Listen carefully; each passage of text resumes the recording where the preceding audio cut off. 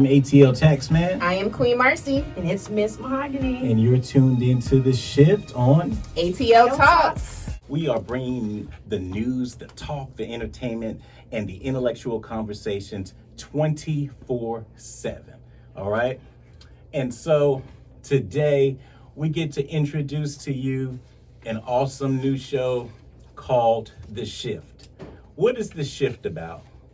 It's about a shift on fairness, a shift on finances, a shift on fitness. Our community is calling for a shift, and we are just not woke to the things that are going on around us. And so we thought it would be an awesome opportunity for us to raise a platform where we could come together and bring awareness to the community about several issues that is going on. We are so excited to be able to talk to you guys today. And so here we are. Yes. Yeah. So, Albert, first of all, how did you feel when I asked you to join the show? Like, oh my God, I was so. At first, I was like, "What in the world on a radio show? What? Oh my God!" I was excited. I was really excited. Seriously. What about you, Marcy? What? My mouth dropped to the floor. Like, y'all want me? Well, actually, I don't even think I asked y'all. I was just like, oh, by the way, told us. Yeah. we have a radio show now. Yeah. Yeah, we got a radio show. I couldn't believe it. I was just like blown away. Yeah. Because I've never done anything in entertainment whatsoever. That's funny because you're entertaining every day. That's all right. So let's get to it, guys.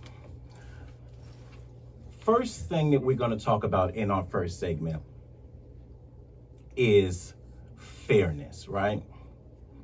I had the opportunity to take my sons down to Brunswick, Georgia. Why did we drive all the way to Brunswick, Georgia? Well, two white men thought that it was okay to hunt someone down that was jogging down the street in their neighborhood, in their own neighborhood, and basically did a modern day lynching by shooting him down in the middle of the street and recorded it for entertainment purposes. This is the only reason why. Why else would you record that, right? Exactly. Recorded it, right? Issue number one. Issue number two. Oh, by the way, the gentleman's name was Ahmaud Arbery. We'll get back to that, right? Issue number two. Breonna Taylor. A young lady that was in her home, and the police kick the door in and start shooting. Don't announce that they're police. Don't announce why they're there, what they're looking for. They just filled the home up with bullets. And when I say filled the home up with bullets, you guys are going to see the images are going to be released, I believe, sometime today. Sean King has them, and he's going to show these disturbing images of how they lit the room up, right? Issue number three, related to the same incident, Kenny Walker. Kenny Walker is Breonna Taylor's boyfriend. Well, was, because she's no longer with us. When they charged their home, he had a legally owned licensed firearm that he obviously would do what? Protect his home, right? When anybody comes in. Exactly. In Kentucky, which is a stand your ground state, by the way. So Kenny Walker, after they murdered his girlfriend for what they claimed they were looking for, a suspect that was already in custody. That's the key to, that's the kicker, right? The person that they're looking for was already in their custody, and they were in there murdering her. And now he's charged with attempted murder for standing his ground and protecting his home. Just unfair. Makes no sense at all. So today we get to ask all of our people, like, how does Alva, you have a son, right? Exactly. How does that make you feel?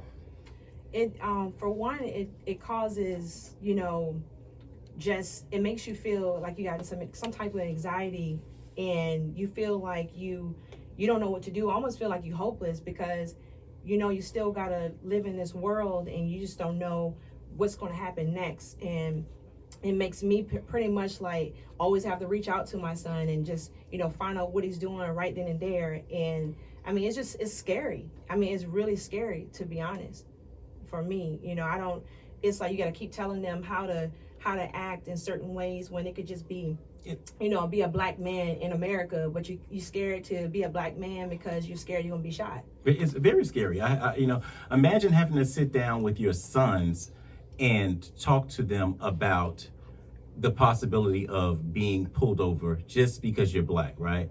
Correct. And your kids are looking at you like, huh? Like, what do you know? But it's a conversation that you have to have because the wrong blink of their eye could cost them their life, right? Exactly. Marcia, what you think? Well, it really just pisses me off and makes me angry, you know, Very.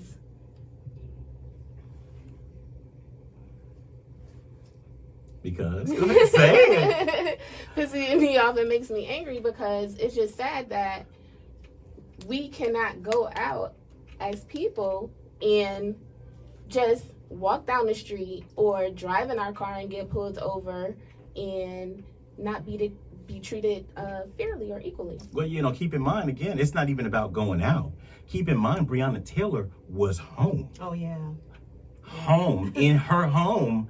She was murdered in her home. Now, keep in mind, additional things to add to it. She was a decorated officer of the law. She is an EMT, an awarded EMT that's very good at her job in order to be awarded. So she served as well. And none of that made any difference because in her home, it was very easy for her to get her life taken with no regard. There's no consequences being taken as of right now, where they are. You know, let's point out some more disparities between these two things, right? So we have Ahmaud Arbery, right? In his case, two white men go down and murder him in his neighborhood. So they had to have guns to do so, right? Right. Correct. They were sent home for murdering someone, right? Let's just go across the country to this other state where Breonna is. She is at home with her boyfriend, Kenny Walker, who has a legal licensed firearm as well. Right. However, he was not sent home. He is in jail for attempted murder against the police. For just protecting his family. For protecting his Right. family in a stand-your-ground state with a legal licensed firearm. Somebody make that make sense to me. It doesn't make sense whatsoever. It makes no sense at all. Yeah, it makes you scared because, like, if you have a license to carry and you have it in your car, and when the first thing the officer, when they're pulling you over, ask you, you know, do you have a weapon? And you tell them, are you scared to tell them that you have a legal weapon, you know, in the car? Because what if they just decide they want to shoot you just because you have a weapon and they don't, you know, ask questions later, you know? And even if you have a license to carry. So it's like you tell them, yeah, I have a gun in the car, but then they still want to arrest you. The first thing they want to do is it tells you to get out the car. So how do you protect yourself? How do you feel safe to protect yourself like that? That's the question. Well, we have already seen countless, just even when almost every day in the last couple of weeks, there's been a video where they don't even have to have a gun. I'm seeing black men literally standing with their hands behind their back, and then they get uppercut, slap with a slam to the ground, tased, and then pistols drawn on them. Yeah, it's hatred. It's hard. It makes me very angry to see that we keep going through that like a never-ending thing, you know. So I just feel like it's gotta stop. It's gotta stop, and we're gonna have to make that change. You know, it would be nice if it was gonna stop, but it seems to be on a rise. Yeah. Because now we don't have the piece of dealing with the COVID-19 like everybody else, right? Because guess what? Now social distancing is being used as another tool to destroy the black community, especially the black youth. So now we're seeing videos released just about every day where our black youth or black men, or just the other day in the subway, it was a black woman with her daughter. Her child, yes. She actually had her mask. They said she didn't wear her mask properly. As a result of her not wearing a mask properly, they decided that it was a good idea to put her face on the world's dirtiest floor in New York. And then it was like 4 or 5 officers for this one woman Right. in front of her child. Makes no sense whatsoever. And that's what's going on all over too. Is like every time you look, is one person, and it takes like 10 police officers just to tackle someone down for nothing. Like they don't even give a person time to talk or to find out if it's the right person that they're looking for. They're just attacking us just to attack us. It's just a reason. It's a reason. You know, from what I've seen, it seems to be another reason, another permission slip for them to be able to attack black people. Because guess what? I'm thinking over the last few weeks as well, right? We have seen white people go to City Hall, stand there with guns, protest. they're shout, screaming, shouting, yelling. Mm-hmm. Nobody gets shot. Nobody gets taken to the ground. Nothing happens to them. They're free to stand there with guns and threaten the government themselves. They threaten the cops, and they want you to do something, and they're able to do that. But our kids can't stand on the corner with a mask. In New York as well, they had about 8 kids lined up on the gate because they claimed they weren't social distancing. Children, with their hands handcuffed behind their back. Like, what reason would you need to handcuff them if you're standing there with a pistol? You know? Exactly. The system is broken. It's been broken. It never was made for us anyway. I would say it's not broken. It's doing exactly what they designed it to do. Mm-hmm. That's why we need to just unify and come together. So what does that look like though? Like, do our people even know what that looks like? Some of them. Some of us do. Because we'll talk about a little bit more about that later. But I'm thinking like, okay, we say that, right? And I went down to Brunswick with my kids for them to see, because guess what? It could have been just as easily one of my sons that was shot down. And so I was there to stand with that family. But a lot of people are like, you know what? We've been marching forever. And some people are saying that marching and protesting and all of that, it's not doing anything. What do you think? I think that it does help, but I think we need to do more. What does more look like? Like, we need more of us in the political party. We need more of us in the education system. And we need more of us just out here educating the youth on unifying and coming together. Yeah. What do you think? We definitely, protesting gives a lot of awareness. It does put things on the forefront for us to at least get acknowledged that there's an issue that's going on. But also, I think that, we just need to, like Queen Marcia said, like, you got to really come together and unify, like, as a people, instead of, making, not actually pulling each other down, just, looking at it as a real problem, and that we need to find ways to solve it by getting in touch into the community, going into the community and find out what are people thinking about, what other people are thinking about in the community, and see if they got some answers on what we could do, and coming together with different celebrities, different investors, things like that, and just trying to pull together and finding a way to unify, because that's what's the only thing that's going to happen, that's going to help if we really do pull together. We have to take a stand. So it's interesting that you say that, because like I told you, I went down to the protest, and actually they're down there again today. The only reason why I'm not there because we're on the show to try to raise more awareness. But the interesting thing that my sons and I saw when we were down there was it was as many white people there protesting as there was black people. For real? it was a shocker to me. It was just as many white people as black people. I was very proud to see that. So as I looked around, I saw older black women, men. I saw a ton of women, because our black women are strong. And we show up. Yeah, y'all definitely show up. I have to give you that. What I didn't see were black men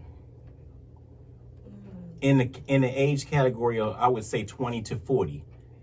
That demographic appeared to be missing. It was a few scattered around, but I wondered, like, if our community is attacked and the women show up, and the white people show up, where are the black men? What are we doing? That's a good question. That's a really good question. It seemed like maybe they're like kind of scared of not so much scared, but kind of like nervous with the situation, because it starts within the home where if they are feeling that told not to involve yourself in politics or involve yourself with the police and things like that, and they may feel like they don't want to be a part of that. But that's where we actually need to change that. That's where if it's attacking mostly black men, we need to come together. That's who needs to show up. That's who needs to really be there. So that's wow.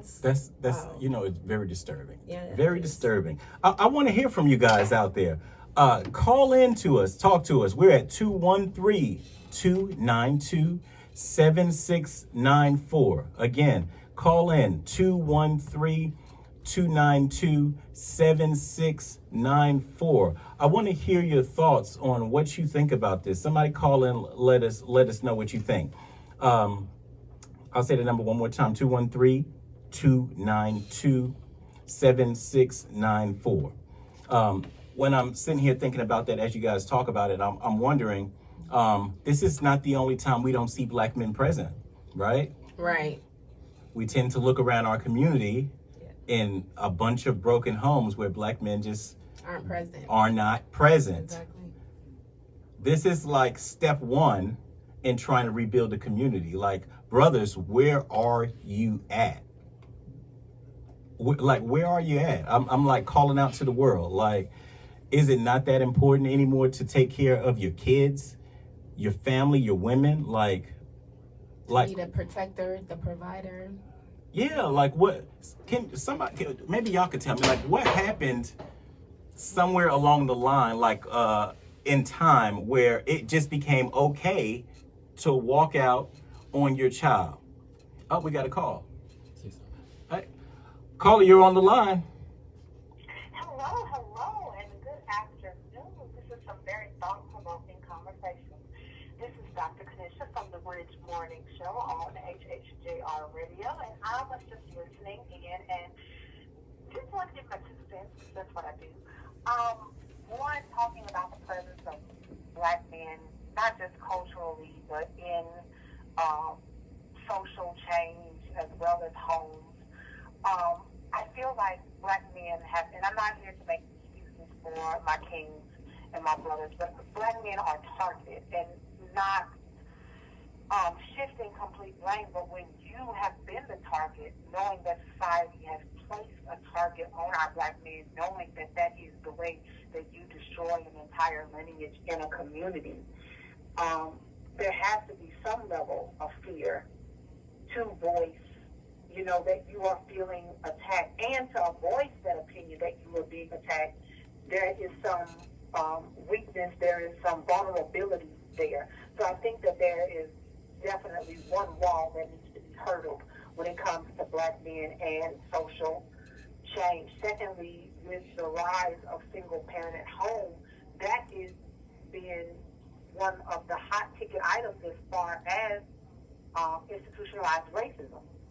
If you jail our black men, if you take them out of the home, this is how you cripple an entire culture and community.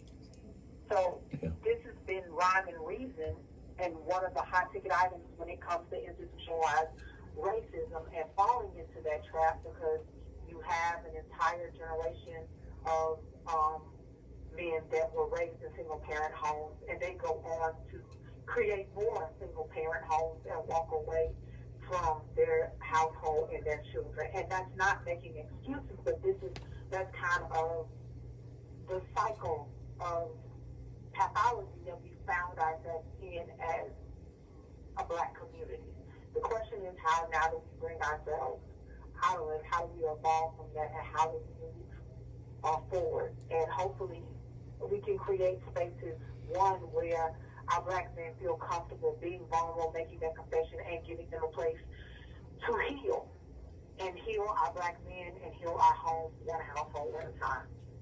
That's all. I love the show. Thank you, Dr. Kanisha. You brought up some really great points. But there again, back to my initial question, is like, well, if we now know that that's the problem, and I don't think we just found that out overnight. It's been there for a minute, that information. What change has our community made? Like, where are the churches? Like, where, back in the day we had Martin Luther King, we had Malcolm X. Whether you liked them or not, they were symbols to bring people together to try to formulate some change. If I look around right now, I can't identify a leader that. Well, that's the thing. I wish we weren't so committed to these. And honestly, if you delve more in-depthly into Black history, these were figureheads. Behind these particular people were growth movements of not just Martin, the AME Church and its growth. So like, these were actual movements, and Martin Luther King was a figurehead for an entire movement of people. But also, this was a different time and a different era, and I don't want our culture to be so dependent on a figurehead of a movement. I want that movement to take place in an entire generation. And I think a great start, and an activity and project I've been a part of, is supporting our building blocks for Black community, Black thought think tanks, being our HBCUs, and supporting them to breed excellence and leadership out of our schools as a movement, as an entire generation. There might not be a figurehead, but we have to create movement in a more collective and more collaborative way, where it's not going to be, I don't think there's ever going to be a figurehead again. Like, we have social media and influencers, and we've had things like the Revolt Summit, and you've had figureheads coming out of that, whether you want to liken them to Martin Luther King and Malcolm X, but there are leaders that are out there. There's sometimes their voice drowns in the noise. But what I would like to see is a generational, collaborative, collective movement towards our goals as a community. One of them, yes, healing our households, having two-parent households again. What does that look like? Small business development with Black leadership, like literally being leaders in every single genre, from finance to business to spirituality to mental health to healthcare in general, having our voices being heard across the board. And it's not going to look like, I don't believe, and I could be wrong, I've been wrong before, but I don't think it's going to look like that again. It's not going to look like that figurehead. It's going to have to be more of a collective generational movement. I can agree with you on that, but what happens when nobody's moving? I don't see much movement. Is where I'm going. I see a great deal of movement. I mean, even from media sources like social media, I see people actually being more active and more involved and making statements like you said earlier, like, this could have been my child, this could have been my nephew, this could have been my brother, this could have been my cousin. Like, I see that now, not just with Mr. Aubrey and his family and their movement, being spearheaded by my proud Howard alumni, Christopher Stewart, and their law firm. Like, yes. I see movement. And, yeah, they're definitely doing a good job. And I think that it's also, I see an awakening. I see younger people who, for the first time, like I just had a wonderful conversation with one of my 14-year-old cousins yesterday who wanted to know how do I, he was like, I've been seeing the posts. He created his own post on social media. I mean, it's a crazy thing. We are in a pandemic, so we are limited. And he was like, what else can I do? And I gave him a reading assignment as far as like reading about Emmett Till and talking to him about things that have come before. But that was the first time I've had a conversation with my 14-year-old cousin about like, how does he remain safe and should he be afraid to go wherever, and whatever. There was a conversation I had to have with him and his mother. Unfortunately, he's in a single parent home and does not have, I mean, he has several father figures that are present within my family, which I'm grateful for, but his father is not present as he's incarcerated. So we had a discussion like that, and I challenged him to look up statistics about Black men that are incarcerated and make a vow to me and his mother and his family that he's not going to be that statistic. So I personally see, I accept the movement for what it is. I see HBCU college admissions up, even in the midst of a pandemic. Admissions and applications are up by our HBCU. That's part of the movement to me. So yeah, so I agree with. Larger in my realm of healthcare. Like I'm a Black female anesthesiologist, Right. And I came out of medical school in 2008, representing literally 0.8% of board certified anesthesiologists. It's not huge, but now we're at 1.2%. So I see movement from my space, and I accept it, and I accept my charge to be a part of the movement to create more seats and places for minorities who are interested in healthcare and who want to be on these battlefields with me in a hospital. How can I mentor? How can I bring them to the application process of medical school? So I see movement. I don't accept that there's no movement. I want there to be even more movement. I want to see greater movement, but there's definitely movement. So yeah, I completely agree with you. We definitely have a lot of a movement, and Chris Stewart and they're definitely doing an amazing job. Attorney Griggs is also heavily involved. Attorney Lee is also heavily involved in it, and they've created an initiative, and you can follow them on Instagram, Grassroots Law Project. And they are specifically looking at cases like this. But let me tell you what I say when I say I don't see, I'm not seeing the movement. What I see is the same little buzz that happened when it was an outrage for Trayvon Martin.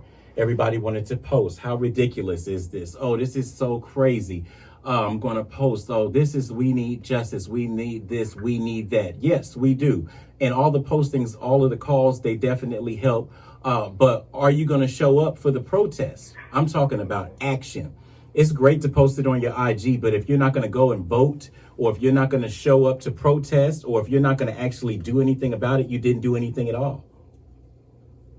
I mean, I completely agree with that as well. And I do believe in the last two election cycles that we haven't had a presidential election cycle since that of the current administration, for which we did not show up for, and there's absolutely no excuse, but we've had increased attendance and we've had increased outcomes in these elections. As far as protests right now, like I said, I mean, honestly, it's even the news of this erupting at a later date and people not even understanding this was something that actually happened back in February. Right. But the news cycle has been completely boggled down with a pandemic, which we're still in the midst of. Right.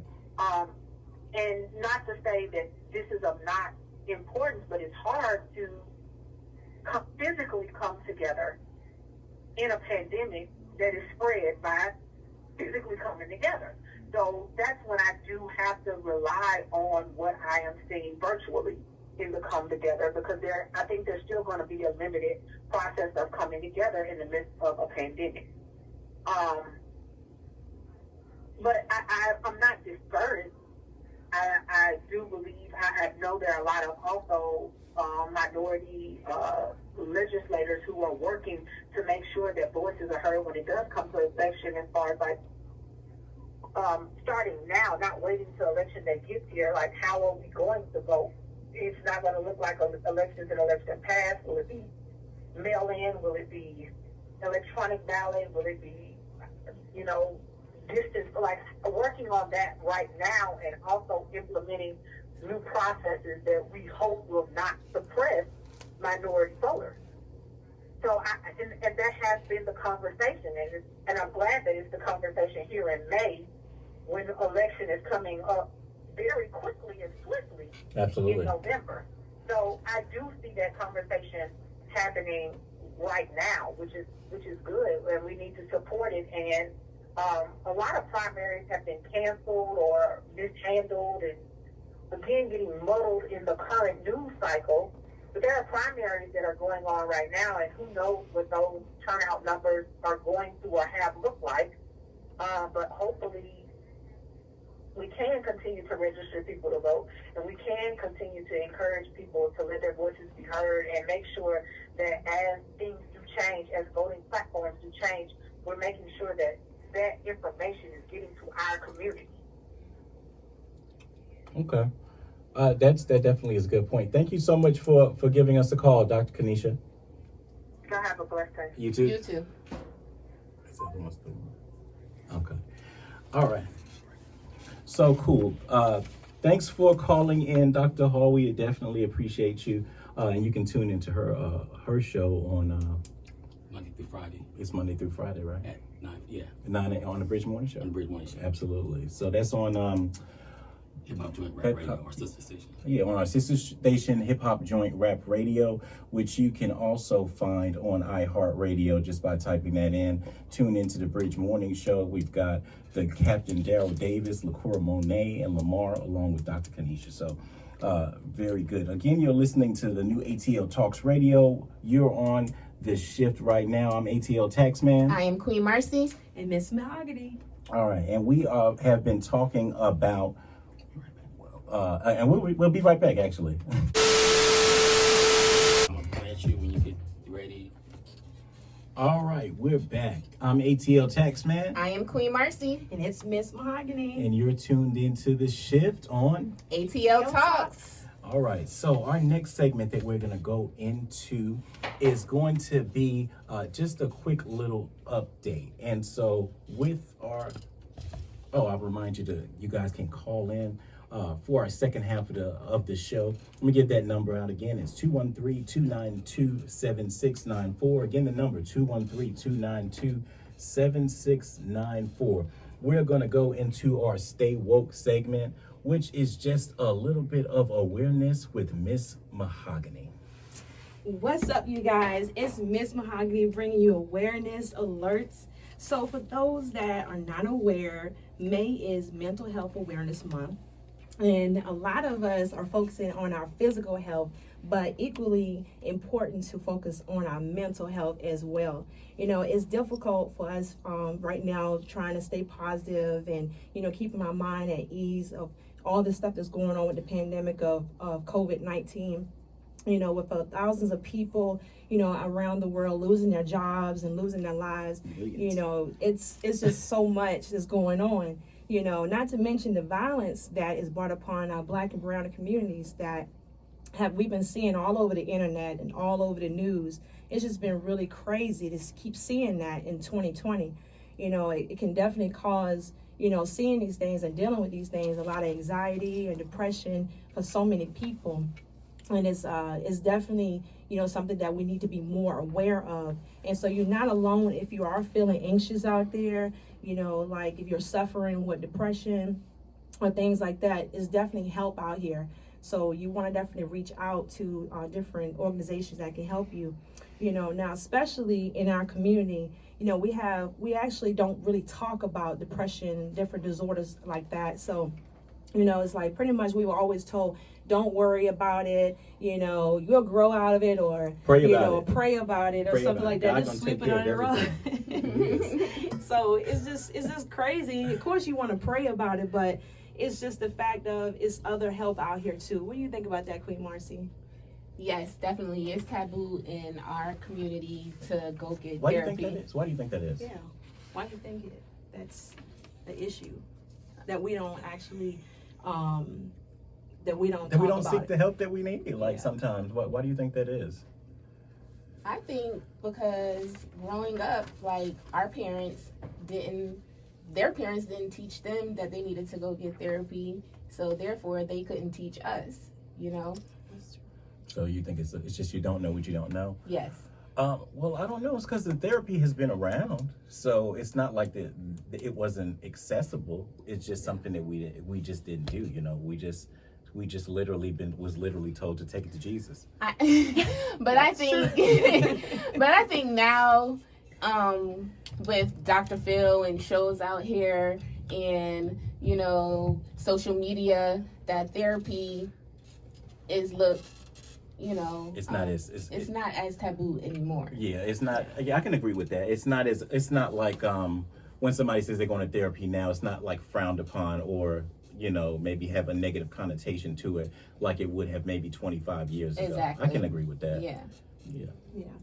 So guys, you know, dealing with that, you know, depression and anxiety, like I mentioned before, there's a lot of outlets out here that you can take advantage of. You know, we have like celebrities like Taraji P. Henson. You know, she shined a little bit of light on her challenges with depression and how she seeked out help, as well as how she have dealt with where her father has struggled with bipolar disorder.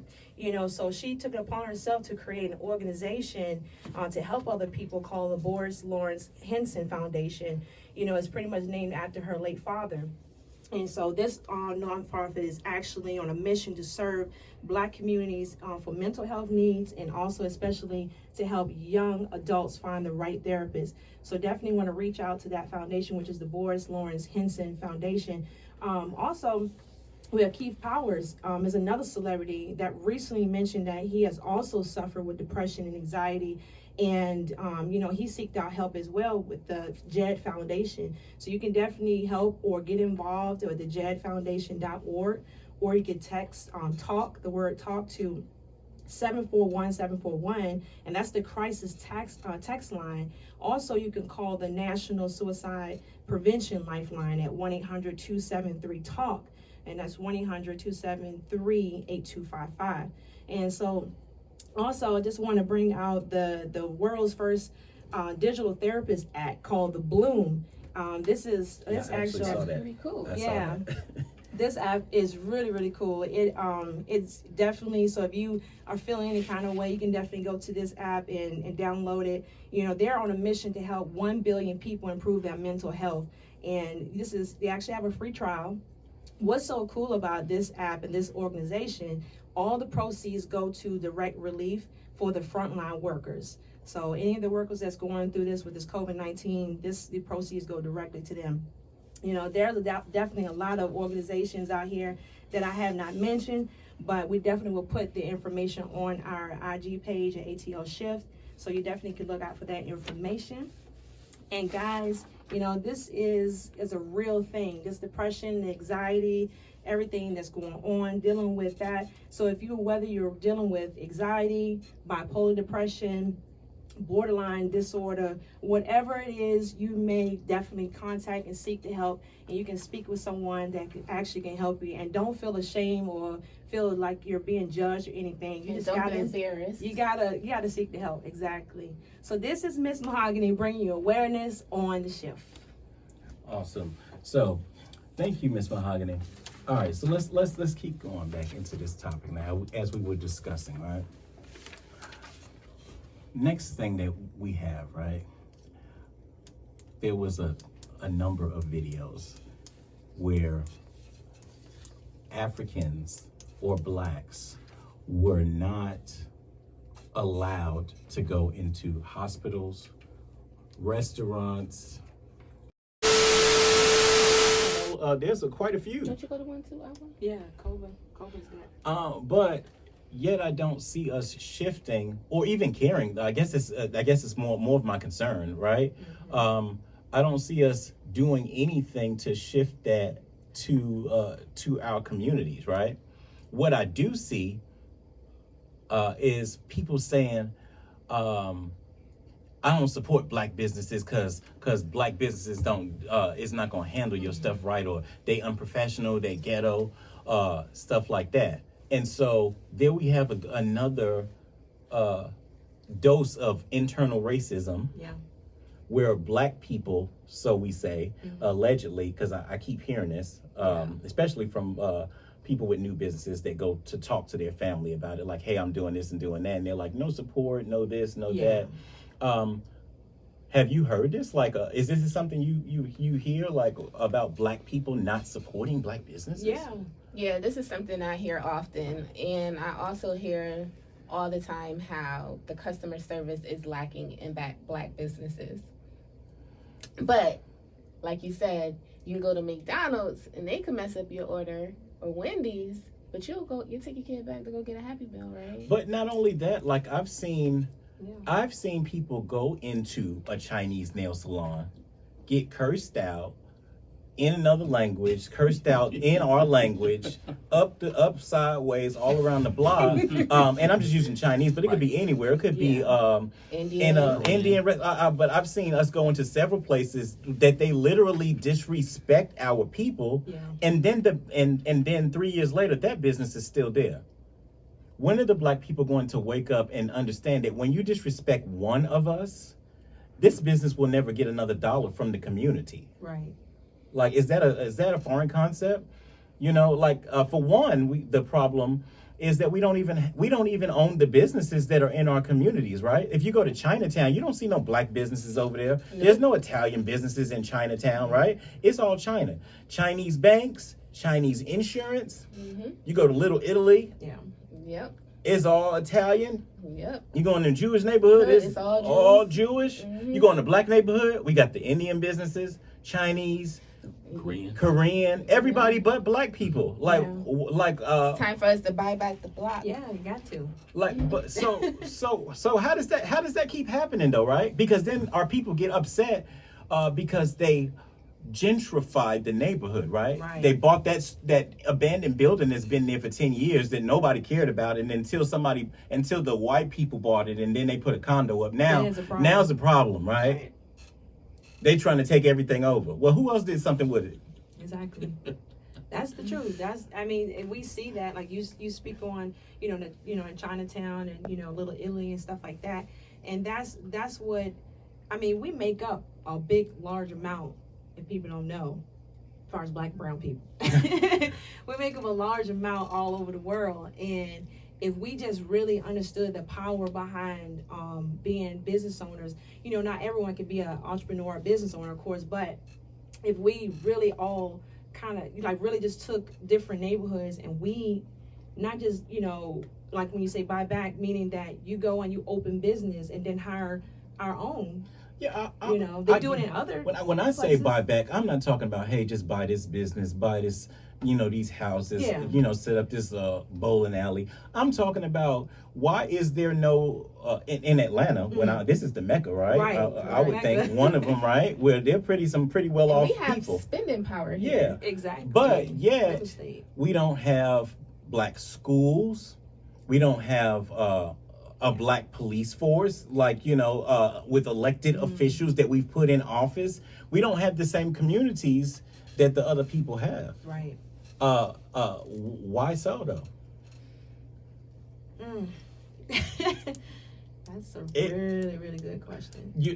First off, for me, I'm thinking in order to have elected officials, you might have to register to vote and show up at the poll, right?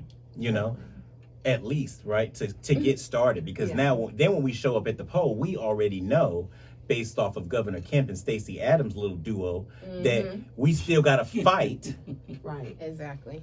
We have to still continue to fight even after we voted to make sure they get counted, right? Over 600,000 votes were unaccounted for, which allowed Governor Kemp to be in office. And so not voting, not showing up is definitely not the solution, right? Correct. Well, because when you say that, I've heard this so many times where people say, when it's time to vote, and everyone is like, "Oh, I'm not going to vote. I'm not going to vote. It's not going to do anything." How do you know if it's going to do anything if you don't vote? Well, we don't know, because we've never had a poll where all of the black people have showed up. You know, we've had increases, right? Right. And the millennials have showed an increase, and they've some of them have come out and voted, and things have gotten a little better.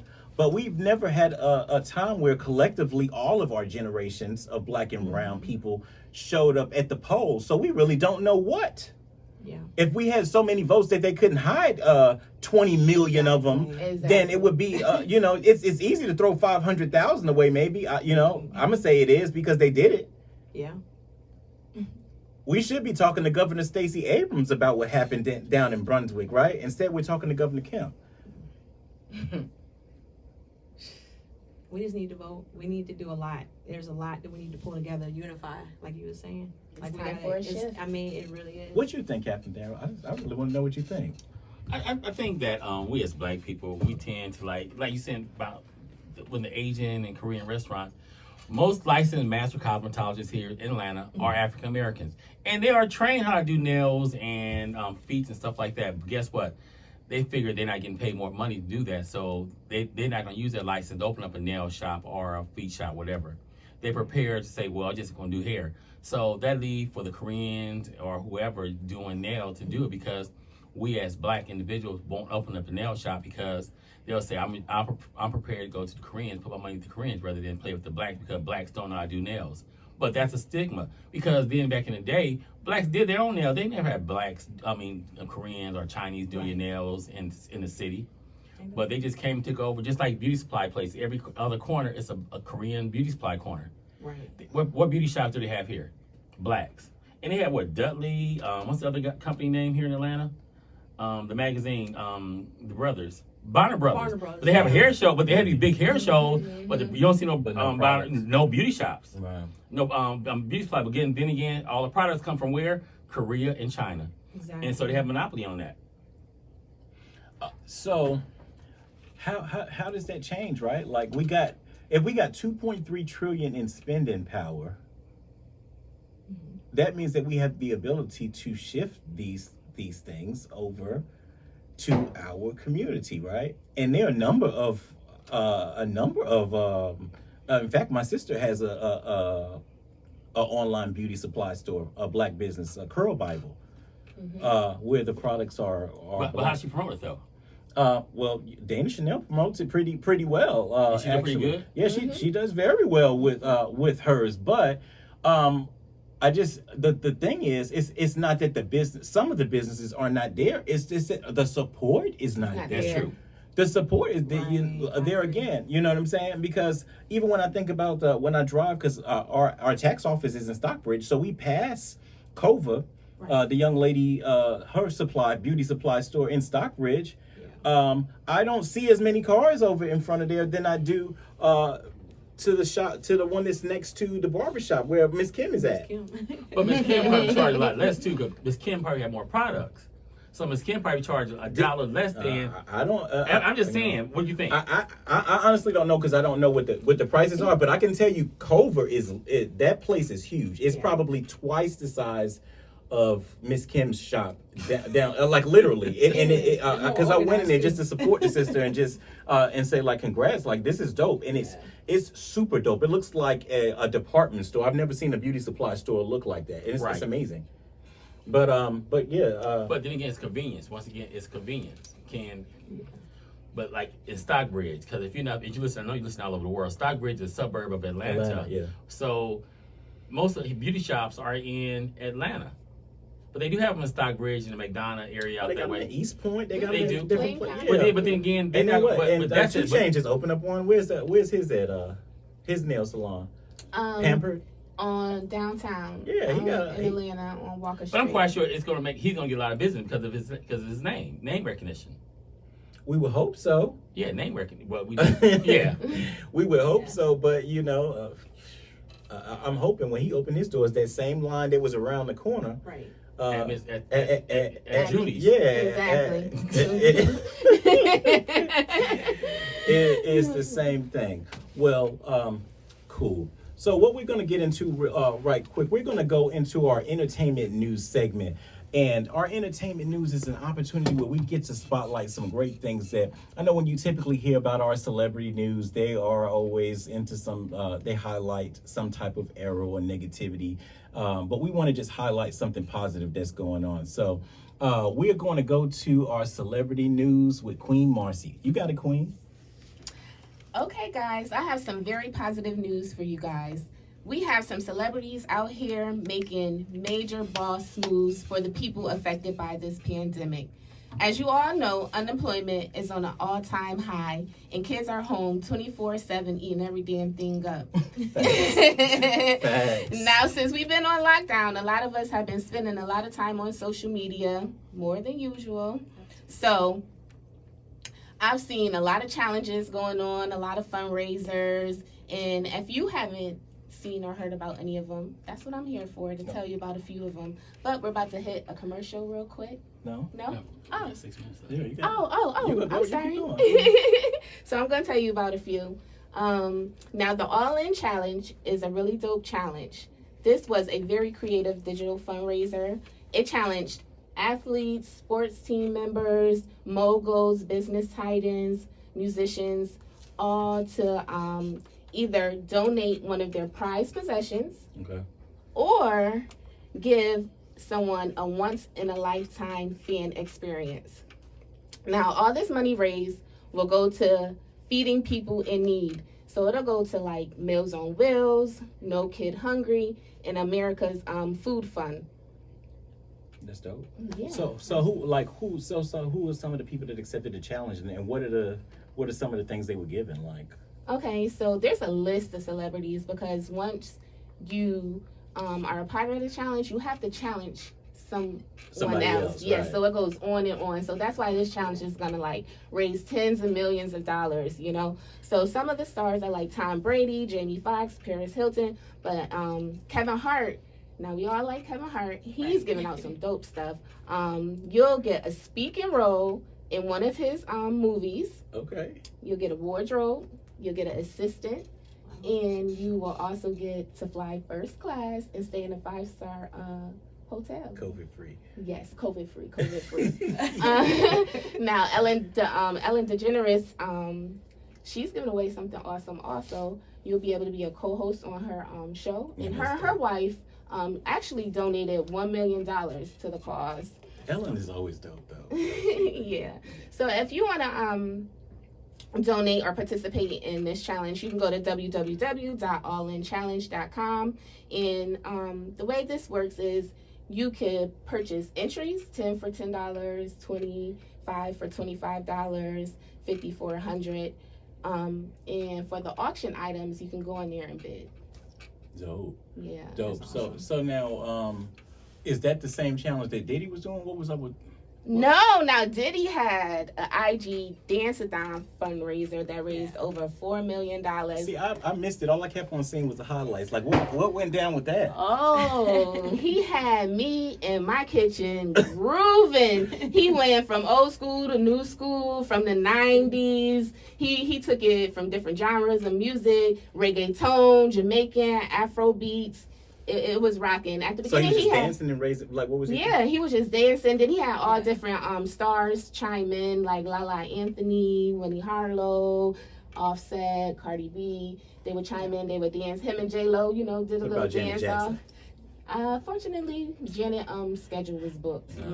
She didn't chime in too much, But if you want to donate to this cause, you can go to teamlove.com or you can cash app Diddy Dance-a-thon. Dope. Yeah. All right. Thanks, Marcy. But we have Oh, you guys woke up? yeah. We have some other celebrities out here doing some dope things also. Rihanna, Big Sean, and Jack Dorsey teamed up with Lyft, David Rockefeller, and the Saller family to donate $3.2 million to Detroit and Flint. Now, all That's these dope. proceeds will go to, all this money that they donated will go to water access, food, domestic violence survivors, homeless people, foster children, immigrants, rental assistance, and bail relief for, people getting arrested that shouldn't. Oh wow. That's amazing. Shout out Yeah. to Jaden too, because Jaden Smith, he be out there really helping in that Flint water crisis Yes. without the cameras. Yes. So that's real help. Shout you know. out to everyone still helping Flint since Flint isn't helping Flint. All right. You know, and then we had no other than the Queen Bee who jumped on Megan Thee Stallion's Savage remix. Now we all know the Savage song, right? Yeah. Right. I ain't got the dance down I've pat yet. seen I don't got the 1,000 dance down pat yet. Yeah, so since she hopped on that remix, they decided to donate all the proceeds from the sales to go towards Houston's based Bread of Life organization for the COVID-19 relief efforts. So that's pretty cool. Shout out to them for supporting their city. And lastly, we have Trevor Noah. I don't know if you guys know him, but he's from South Africa, and he's a comedian, and he's the host of The Daily Show on Comedy Central. So since COVID-19 is going on, he's doing his show remotely from home. He had a staff of 25 that he had to furlough, but Trevor is doing something very awesome. He is paying his staff of 25 out of his own pocket so they can support their family. So shout out to Trevor. You know, so I just want to give a big ups to everyone who's made some type of donation or helped out in this crisis. I am Queen Mercy, bringing you Celebrity Boss News, making Celebrity Boss moves. All right, thanks, Queen Marcy. So it looks like we have come to the end of the hour. The hour seems to have gone by quick. I don't know. Yeah, time is up. Oh so. my gosh. Wow. I didn't even know it was But we over. thank you guys for joining in. We look forward to being able to talk more about different topics in our community, such as just having justice and talking about credit and talking about taxes and things that we need to know, mental health, physical health, spiritual health, just things that we need to draw our community together to unite. I am ATL Taxman. I am Queen Mercy. And it's your girl, Miss Mahogany. And you are listening to The Shift on ATL Talks. Stay tuned for Cheryl Underwood Radio Show. Stay tuned for Cheryl Underwood Radio Show. Y'all take it easy.